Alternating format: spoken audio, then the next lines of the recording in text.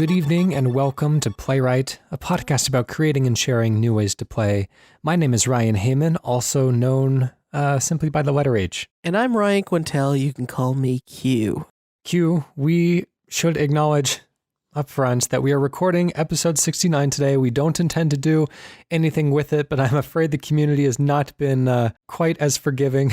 As cooperative as we may have thought they would be. There we go. We do have a very unforgettable pitch to read today. I guess before that, let's get to our own. Let's lead into it with a little bit of foreplay right. Oh boy. Well, my pitch today is a little bit of a counterbalance between what we might be pitching later on in the show, thanks to our write-in here. But I want to pitch a wholesome Nintendo game where you play as couples. You play as Mario and Peach, Toad and Toadette, Luigi, Daisy. I think Wario and Waluigi can be a good friendly gay couple, and Bowser and now Bowsette, who we've been introduced to over the past week. I think the internet's fiction about that is that Bowsette is Bowser, and yes. So I don't know how that. Well, so we'll have Bowser and essentially a trans Bowser that is a Bowsette. But she must be voluptuous, she must be spiky, and she must be there's more than one Bowser. That's how he keeps changing in size, and that's how you can have 8 on them in a team in Smash Bros. So we know the Bowsers are reproducing somehow. It's not entirely clear. Well, and we know that it's with Peach as specified in Mario Sunshine. Oh my god. Okay, well, this is all to pot now. But I wanted to play a game where you play as the famous Mario couples. They can be in relationships or not, it doesn't really matter. But you play a Mario Brothers style 2D platformer where you can kind of switch between the characters and use each of the characters' corresponding and perhaps complementary platforming powers to get through levels together. And then actually at the end of the game, and you would play, say, one level as Mario and Peach, then you'd have like Toad and Toadette levels, Luigi, Daisy levels, all these things.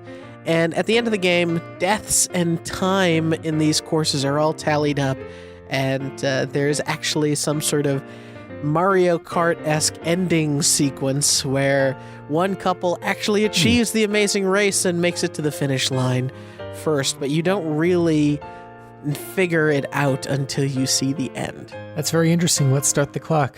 You do realize that you just pitched Knuckles Chaotix, right? I didn't realize that. No, tell me more.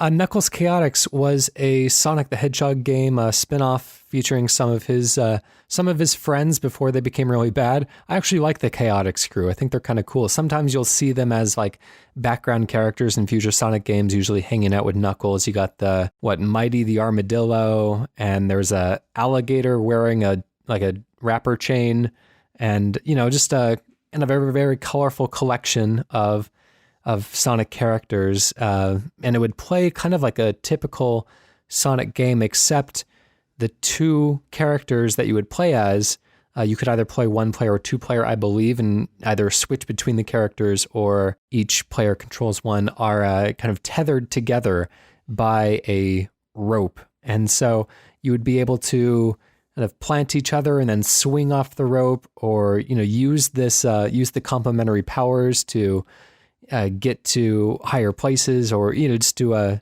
unlock the challenges of the game in different ways. So it was a cooperative platformer in that way.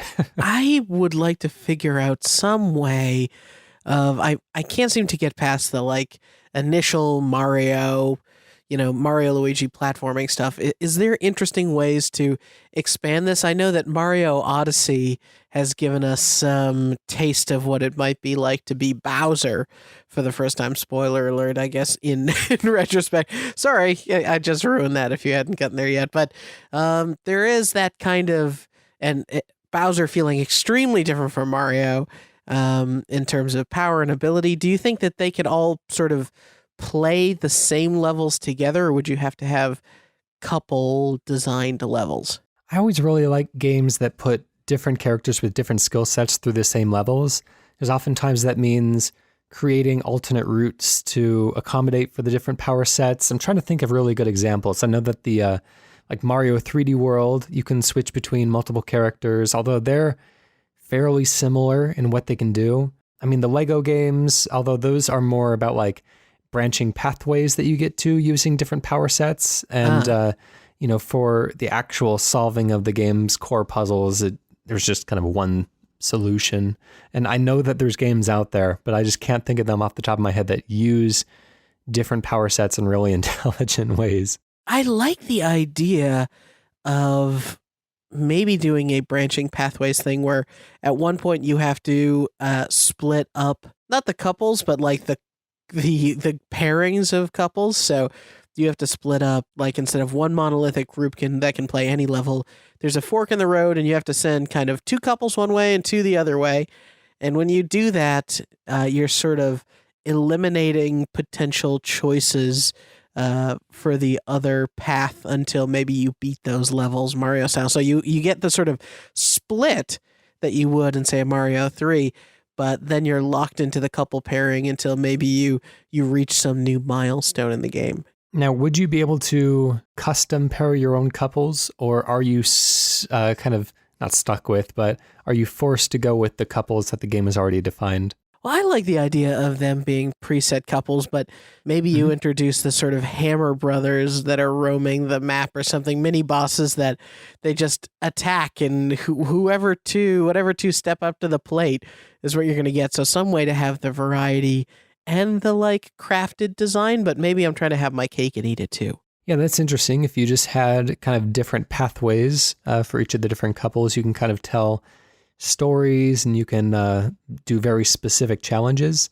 It'd be interesting if they really did have very different gameplay styles. Like the Mario ones could be traditional platformers, the Luigi ones could utilize the poltergust and, a lot of the Luigi's Mansion mechanics. Maybe the Wario ones can utilize like the WarioWare type of quick play games. Maybe if it is all just kind of on a base of a 2D platformer or a 3D platform even, could add some spice and variety to that pathway. You'll get that in the WarioWare games where each character will own a portion of the story content.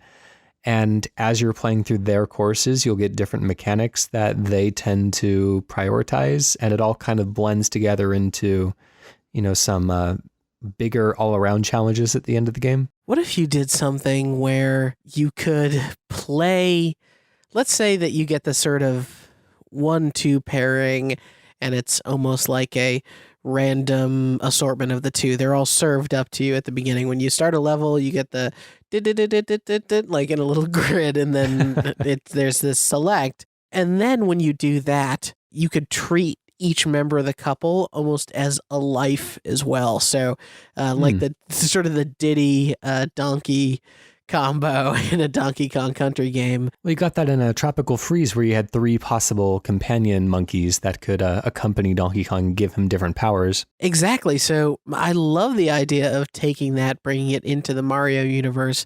Potentially Mario being able to grab onto Peach as she floats, or throw Luigi as he does his little floaty kick stuff. Like all these kinds of, maybe Bowser has the ability to break certain walls and blocks. And because you don't know what you're going to get, you go into a level and you have to sort of adapt to it. But of course, maybe there's ways to like build in those barrel type systems where you're uncovering companions along the way and you have to decide who to sub out, Super Mario World style. Like, oh, do I want the cape or firepower? Yeah, if there's very specific levels that certain characters aren't really proficient in, then it can be like a difficulty setting of, taking characters through. Because in a Super Mario 3D World, I know that you were rewarded for beating every level with every character, but they felt mostly interchangeable apart from some like, small numerical differences between speed and jump height and everything like that.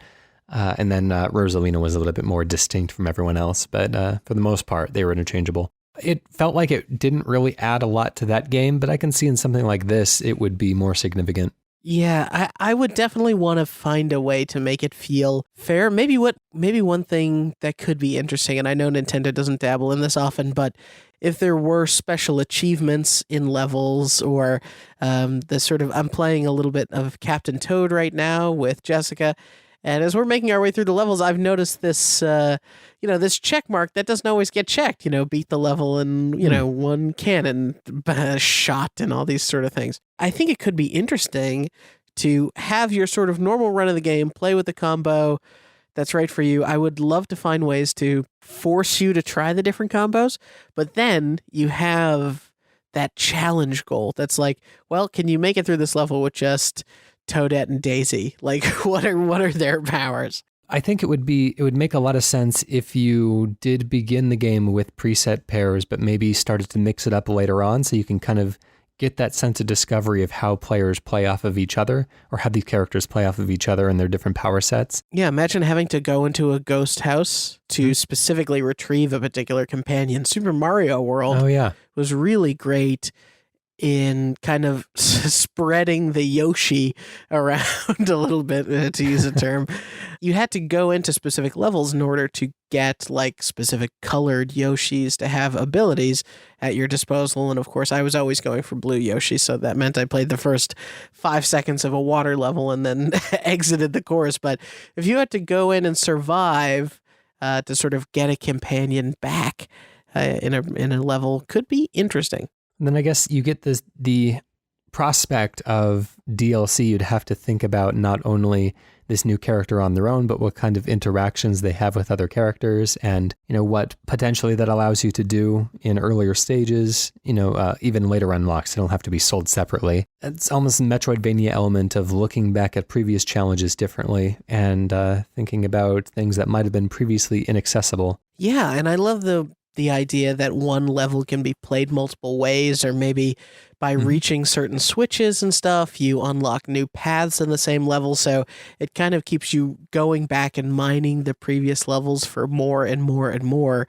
But then you add in a layer of something like what you just talked about, where you have new characters. Like, wouldn't it be interesting / strange and maybe unmanageable to have a Smash Brothers number of characters in a platforming game? That would be cool, with that much variety and stuff pulled from original games and putting different characters. And actually, we've talked about that before, of a kind of a drop mix style build your own game where you would put one character from one game into another character's world, filled with another franchise's enemies, and see how they fare. Anyways, let's call it on that one, and let's give it a name. What are you going to call this? I was going to call it something like Super Mario Couples Quest. Maybe. I like the alliteration. Yeah, why not? I mean, that sounds cute enough for what might be a little bit of a colored episode 69. So I should say alliteration by sound only. Yeah. And not actually by the actual definition of alliteration. Yeah, Couples Quest. I'm going to move on to my pitch now. I've talked previously about games in which you would use a cell phone camera to discern the light and dark areas of the world around you and use them as like platformer courses or something like that. And what I want to do is something very similar, where you just have like a little, little ship in the middle of the screen or something, like you would see on a vertical shoot 'em up. You would guide it around like a maze, around using the phone's camera to try to keep it within dark or light areas, and see how far you could guide it using just whatever is around you. So, branches of trees against the sky, or the shape of a bookshelf or something. And, maybe we fill it with challenges. Maybe we introduce some level of, maybe we do make it a vertical scrolling shooter where you have to stay within a certain background elements determined by your phone's camera. But, something where you have to stay within something as defined by the real world. So let's start the clock. So when I think about this in my head, I almost would be interested to see an implementation of this that could involve taking like a panoramic photo. Mm-hmm. So almost using the panoramic photo as like a world scanner, but you're kind of scanning in a level with a giant panorama, and hopefully you get like interesting curves and stuff, and then you kind of rotate that, and then suddenly you have, maybe you don't have to rotate it, maybe it's just totally wide, and you could go through the level either fighter plane style, or it could be just as challenging to try and manage that in like a Flappy Bird type of physics system as well. You know, what'd be interesting is they have those games, I don't know what they're called, but you'll see them at like, I don't know, children's hands-on museums type places. It'd be like a windy metal wire that you have to guide a wand around and not touch the wire itself. Otherwise, it'll make like a loud operation board game type of sound. Maybe these courses are laid out in not spherical, but rather like cylindrical types of layouts and placed almost AR style in the world around you. And so as you rotate your phone, essentially, that's the only way to move your character. And the only way to play the game is by spinning around and around, and it auto regenerates every time something is off screen. So you're always going into new parts of the maze, but it feels like you are moving your character through, a perpetually generating maze, essentially. This ticks one very important AR box, which is you would look absolutely silly playing it, which I feel like is part and parcel to some of these things. Like, it looks so strange when you have a large conglomerate of people all trying to catch a Pokemon, and I think it would be similarly weird to see them kind of looping and swirling and swerving around their phones, trying to get them to fit. So is it an object on your screen that you're rotating as well, or is it like your phone in physical space? Because you could represent something that is like reasonably like larger than a phone size. I think it makes sense to have the character on the phone be relatively still or towards the center of the screen. Maybe it can get pushed a little bit if you go outside the walls, just to kind of like emphasize this idea that the boundaries do matter, which is always something that is difficult to convey in anything where you're interacting with virtual objects like VR or something like that. It's hard to get any sense of consequences when your arm goes through something in the environment. But anyways, so you would have, but basically it would only move with the frame of the camera, and it would be up to you to physically guide it through these spaces. And maybe you'd get more points the faster you move, the faster you spin around, or the faster that you're able to actually move, just running straight in a line or riding on a bus or something like that, just whatever it takes to get yourself moving quickly. And it would increase the difficulty as well, because, you have to guide it through a very tight pathway very quickly, so there's that risk reward as well. I like the idea of doing something too where potentially you have the AR system use something where a person can maybe have the interaction of like an RC remote controlled car. Like with an RC remote controlled car, you're holding the remote and you're usually kind of moving your body with the car at the same time, because you're watching it as well as controlling it. I love the idea of the world naturally creating these obstacles all over the place and you having to race through them. Maybe you could even race with friends. I think that I'm envisioning it in a way where like the cylinder is surrounding you, the person, but I'm curious, do you see this as more of like a 3D in the world type of thing? Because I'm definitely open to exploring that as well. No, if we want to stick very firmly to you're sort of... We don't need to. No, I know, fair enough. But even if you're in this sort of, I guess it's kind of a weird cylindrical prison, isn't it? Even if you're in this dimensional thing, I think you could do something where you have kind of on screen, whether it's accelerate, turn left, turn right buttons or something, but you could kind of guide a machine or a vehicle through those things without having because I think it's ergonomically a little stressful for you to stick your arm kind of outward and have to because you'd have to hold it with one hand potentially, and maybe you'd be blocking your screen. So I'm trying to figure out a way to keep the screen relatively close to your body, but be able to kind of have a 360-degree video game experience at the same time. It'd be interesting. Have you ever played the game Geometry Wars 3? Yeah, around the dimensions pill tube thing. Yeah, and so you got all these different shaped objects that you would essentially just play Geometry Wars on. I think it took after the Super Stardust HD games, turning the standard Geometry Wars twin stick shooter format into a 3D type of game. So maybe you have something like that where your character essentially moves in any direction that your phone is moving in and shoots in the direction that it's moving, perpetually firing. Enemies appear in the world around you, just like a standard Geometry Wars twin stick shooter type game. And you have to use the physical motion and even rotation of the phone to aim and fire at them. I'm not quite sure because there's a lot of running away and firing behind you in twin stick shooters, which I feel like this would kind of lack. But on the other hand, you're not really constrained with how fast or slow you go, which is a large mitigating factor in twin stick shooters. But, maybe it's not just even shapes that surround you entirely. Maybe it's using the power of AR, like a 3D object in the environment, and you would have to find your own way to get to every angle that you need to get to, and just do whatever you have to do to navigate this space.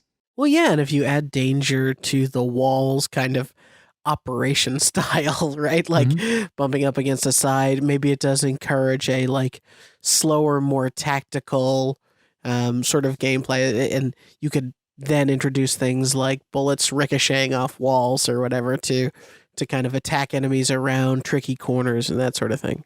Yeah, power-ups and stuff that can cause bullet ricochets and all sorts of creative power-ups, but something that's like big, bright, and flashy I think would go really well on a phone. Yeah, I love the idea of it even having that Geometry Wars kind of neon, cyberpunky layer on top of your world. It has to look cool, right?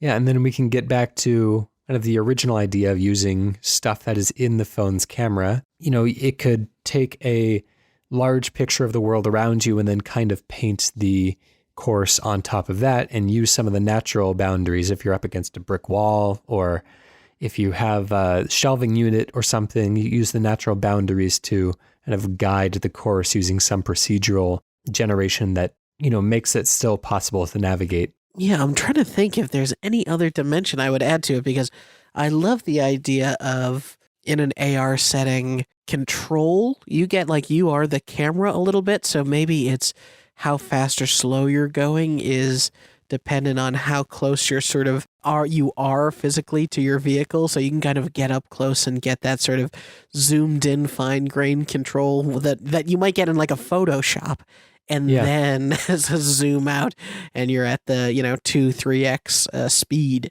I think if the object moves 1-to-1 or relatively 1-to-1 with the movement of the camera, maybe there are limitations. Maybe it only does move so fast when you're close or far away, and so if you try to move faster than the ship can go, then it essentially goes out of frame and starts losing health, like Fortnite style when you exit the battle bubble. I don't know what they call it. I should know this.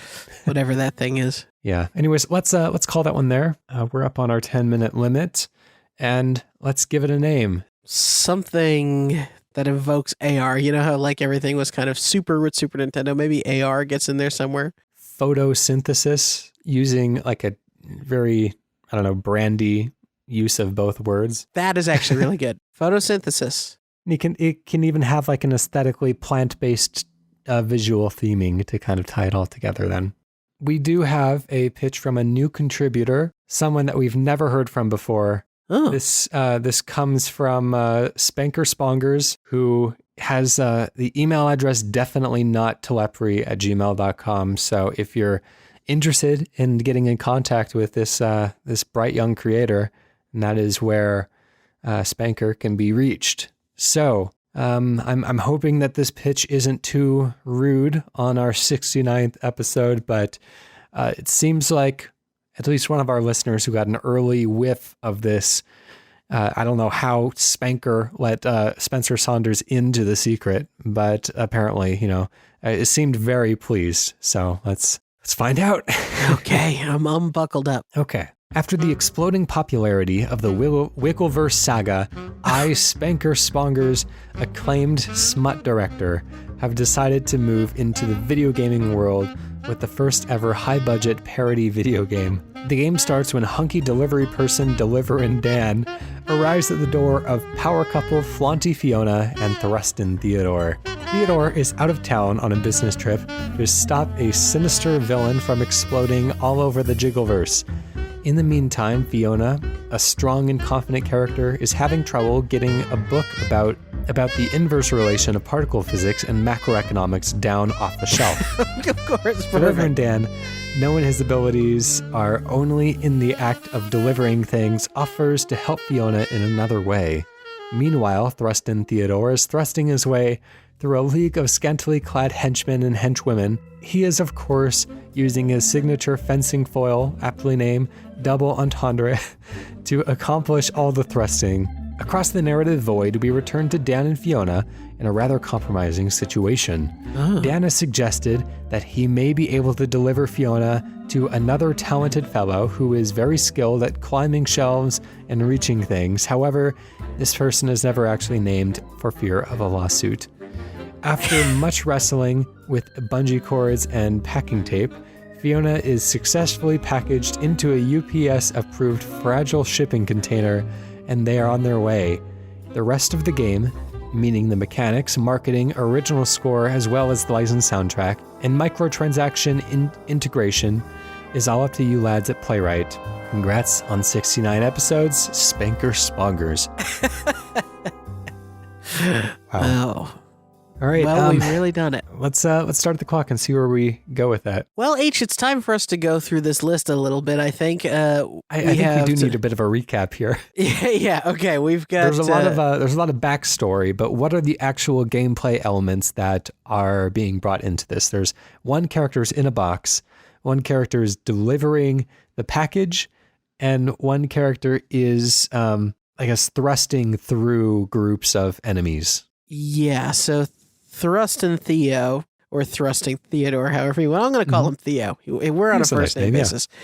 Thrustin Theo has a sword called the Double Entendre. Is that right? Yeah. Okay. So I'm trying to figure out how, okay, maybe you play as Thrusting Theo and you're trying to kind of fight off enemies as Deliverin Dan, delivers and unpacks Flaunty Fiona to different locations. I kind of envision these as being complementary stories that the game would switch between. They're all kind of each unraveling their own side of the yarn ball and meeting in the middle, maybe. Maybe there's interactions at certain points in the story. I do like this idea of a concealed character. You'd get that in Banjo-Kazooie as well, and Ratchet and Clank, where a character acts as a backpack to the other character, and then in special situations would emerge from the backpack and, help them hover or help them perform more intricate attacks or something. And then even in the later Banjo and Ratchet games, they would separate and go and utilize their own abilities. And so I guess let's define what gameplay abilities Fiona would have and see what kind of interactions that leaves us with. Well, if she can go inside of a box, maybe, I don't know if we can nudge it to the left or right, but if she could be a box as well, that she could kind of contort herself into containers, which is something that I also think, not to get sued here, but Wiggling Joe and the people of that universe have not yet been able to do. Is that correct? Yeah, that's interesting. Kind of like a liquid, like filling any space that she's, and there's a certain amount of that in the adult film industry as well. Oh God.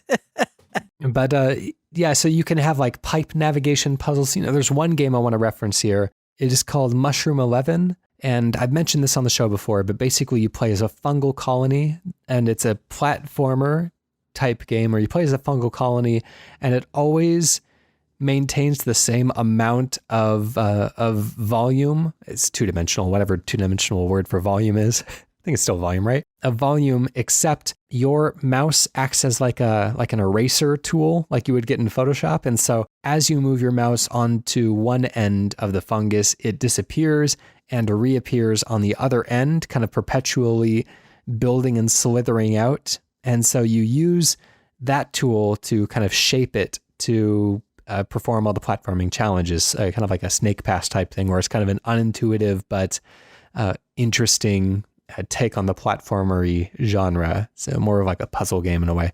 But you have that sense of like a non-traditionally shaped character that is taking on different shapes and is evolving and squishing about to overcome these different challenges. So if Fiona, in a way, is providing some of our platforming platforms?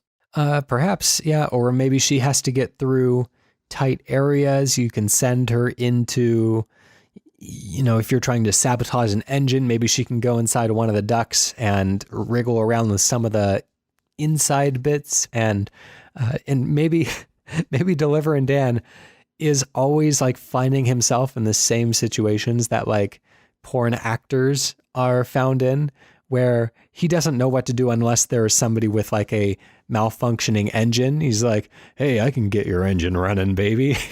And so you have to kind of like set up the situations that would allow him to voice deliver. Actor to get in on this too. He'd be perfect. Who ordered this pizza with extra sausage? Okay, so, but I would love to give Fiona maybe some limitations too, right? Maybe if Deliverin' Dan is a professional delivery guy, maybe Fiona is like, people are on the lookout for somebody, and like Fiona can disguise herself as one of Dan's sort of packages. So to get past guards or whatever, you actually have to give Fiona to Dan, turn her into a little cube package or whatever, and then Dan has to walk in, and then that's how you get the like stupid Dan dialogue of like him trying to talk his way out of a situation of like, don't notice that this is a person. He has to distract people so they won't see her. Right, yeah, I get it. Exactly. So it's like a stealth game as well then. Yeah, we've added a little Metal Gear Solid cardboard box to this, haven't we? Literally. There's a lot of games where the characters are kind of liquidy and can fit into different areas. Like Loco Roco has an element of that, and it's not uncommon to see kind of liquidy enemy, or not enemies, but protagonists that you can use to squish into tight areas. But what if, to set this one apart, you also have to account for her skeleton, which doesn't necessarily have to always be in the right order, but like you have to pull the bones in such a way where they all fit through what you're trying to get through. And so maybe there are certain holes that like a skull doesn't fit through, but everything else does. So you can kind of like swing like a rope down below to try to grab something, and so you have kind of free reign to like move the skeletal bits around to utilize that, which is unmalleable in that situation. I don't know if I even want to touch that mechanic. It sounds so gross. these Spanker Sponger pitches, they have a lot. They're mechanically very strange, aren't they? We have to like add in layers and layers and layers to get all these characters.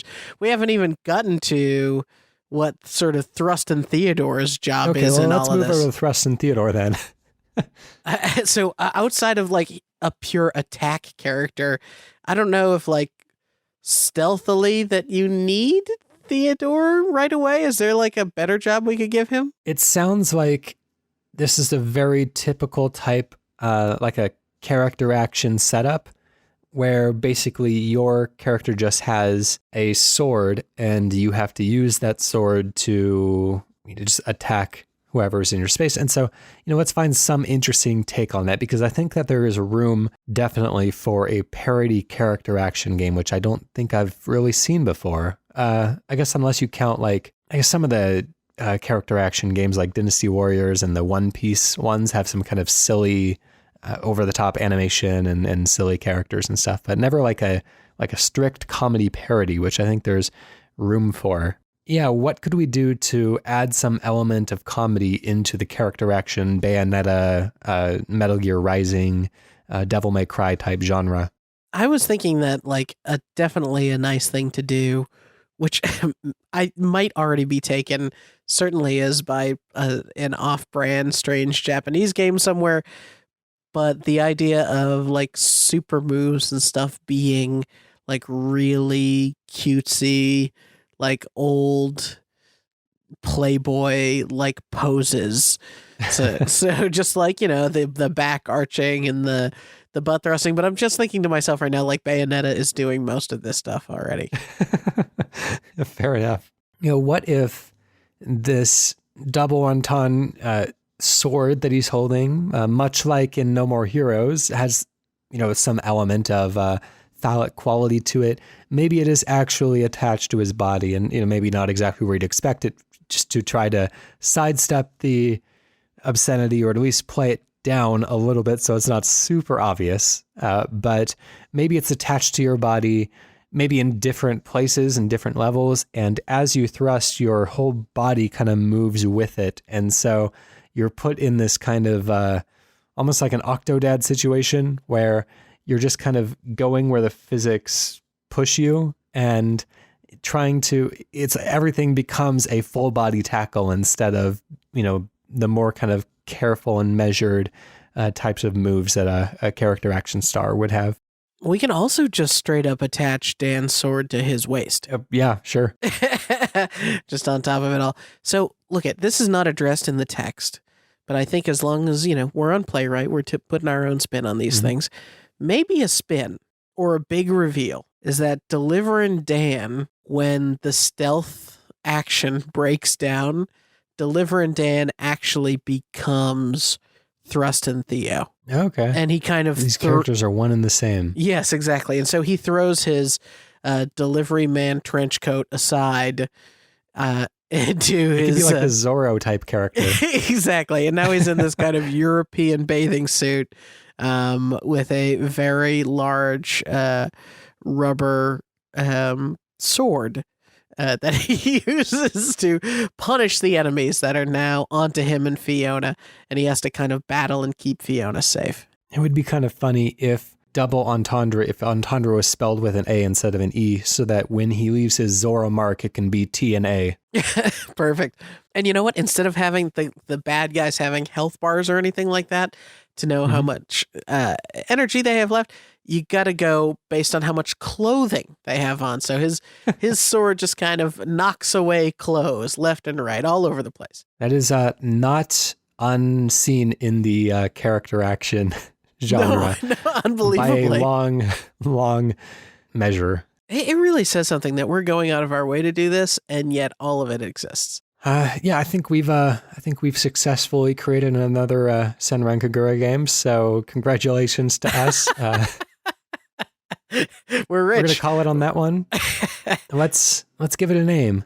Like the other games in the series, I would like to use one of the characters' names. Now that we have some choices this time, and then a subtitle on top of it. Which I guess has always been like, if it was Deliverin' Dan, it'd be like Dan Delivers Again or something. But maybe Deliverin' Dan Delivers Again. More creative. I'm tempted with Assassin's Creed and Mario in our past year to do something where we're on like a delivering Odyssey or something like that. Yeah, here we go. We could do Deliverin' Dan in Deliverance. Oh God. Perfect. All right. That was a very special pitch delivered to us by first-time contributor Spanker Spongers.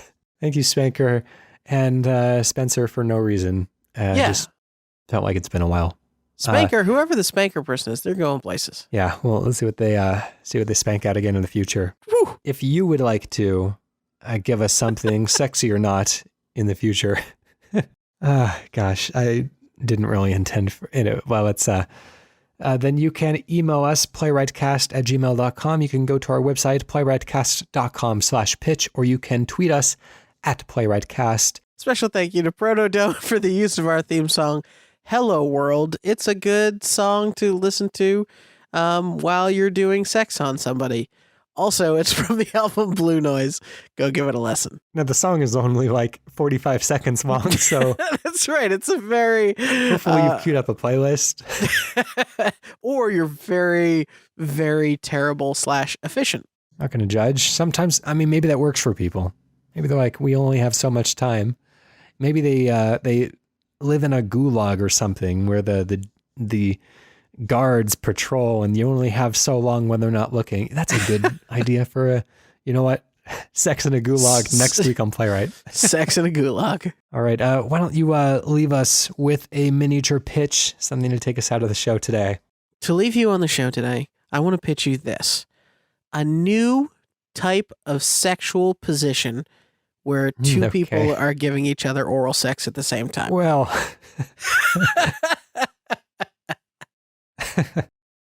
okay. Well, I think that matches the subtlety of the latter half of the show, anyways. So it certainly does. We'll see you next week. Bye.